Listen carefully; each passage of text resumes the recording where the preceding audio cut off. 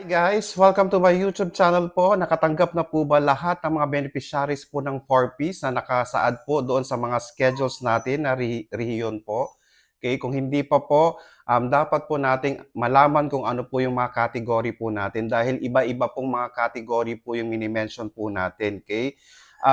Yung iba po, sinasabi po nila sa comment nila, wala po silang nakuha, hindi po sila kasama, walang laman po ang kanilang ATM. Ang tanong ko po, ano po kayong category? Kasi nga po, iba-iba pong mga category at iba-iba pong years po yung mini-mention po natin.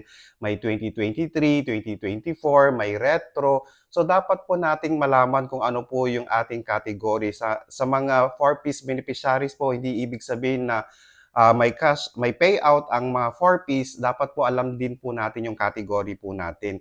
Itanong po natin sa mga in charge sa ating 4-piece po kung ano po yung category natin. Kasi nga po, iba-iba pong category po yun. Kaya hindi ibig sabihin na Region 1, Region 2, Region 3, lahat na po yun. Hindi po. May mga iba po kasing hindi po kasama doon sa category or retro po. Okay, yung mga hindi pa po nila nakuha ang kanilang mga payout noon. So, kaya nga po meron po tayong retro minsan na napag-uusapan sa ating video. Kaya nga po sa ating mga 4-piece beneficiaries po na hindi pa po nakatanggap, hintayin nyo po kung anong category po yung susunod po para sa inyo.